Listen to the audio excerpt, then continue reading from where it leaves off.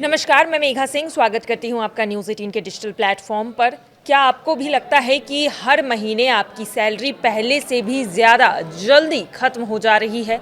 सब्जियां महंगी हो गई है, दूध महंगा, बच्चों की फ़ीस महंगी और अब तो रोज़मर्रा की लगभग हर चीज़ महंगी हो चुकी है। लेकिन इन सभी के बीच करोड़ों नौकरी पेशा लोगों को उम्मीद थी कि सरकार इस बार उनके भविष्य की बचत पर यानी कि पीएफ पर मिलने वाले ब्याज दर में कुछ बढ़ोतरी करेगी, यानी कि कुछ राहत देगी, मगर ऐसा नहीं हुआ है। सरकार ने वित्तीय वर्ष 2025-26 के लिए भी ईपीएफ की ब्याज दर पर 8.25% पर ही बरकरार रखा है, यानी लगातार तीसरे साल कोई बढ़ोतरी नहीं हुई है। मई 2026 के सरकारी आंकड़े बताते हैं कि देश में थोक महंगाई दर यानी कि डब्ल्यूपीआई बढ़कर 9.68% तक पहुंच गई है। मई 2026 के सरकारी आंकड़े बताते हैं कि देश में थोक महंगाई दर यानी कि डब्ल्यूपीआई बढ़कर 9.68% तक पहुंच गई है। वहीं खुदरा महंगाई यानी कि सीपीआई भी लगातार 5वें महीने बढ़कर 3.93% हो चुकी है। सरल भाषा में समझें तो बाजार में चीजें लगातार महंगी हो रही है और आने वाले दिनों में महंगाई का दबाव और भी बढ़ सकता है।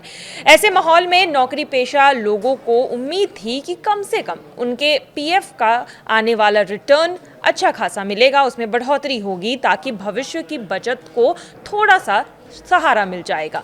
अगर पीएफ के इतिहास पर नजर डालें तो तस्वीर और भी दिलचस्प हो जाती है। आज जहां कर्मचारी 8.25% ब्याज पा रहे हैं, वहीं एक दौर ऐसा भी था जब पीएफ पर 12% तक ब्याज मिलता था। 1990 से लेकर 1999-2000 तक लगातार 11 साल कर्मचारियों को 12% तक का रिकॉर्ड ब्याज मिला, यानी कि उस समय कर्मचारियों की रिटायरमेंट सेविंग कहीं ज्यादा तेजी से आगे बढ़ रही थी। पिछले कुछ सालों में आंकड़े देखें तो 2015-16 में ब्याज दर 8.80% थी। इसके बाद यह धीरे धीरे घटती गई और अब लगातार तीसरे साल 8.25% पर अटकी हुई है। अगर नजर डालें आंकड़े पर तो 2023-24 में ये ब्याज दर 8.25 था, वही 24-25 में भी ये दर ऐसे ही रहा और अब 2025-26 में भी इस दर को नहीं बढ़ाया गया है, यानी कि लगातार तीसरे साल पीएफ पर जो बढ़ने वाले ब्याज थे वो बढ़े ही नहीं है और 8.25% पर ही अटका हुआ है। यानी महंगाई एक तरफ बढ़ती जा रही है लेकिन बचत पर मिलने वाला रिटर्न लगभग स्थिर रहा है। सबसे बड़ी चिंता सिर्फ ब्याज दर नहीं है, चिंता ये भी है कि आपके भविष्य की खरीदने की क्षमता यानी कि परचेजिंग पावर की है।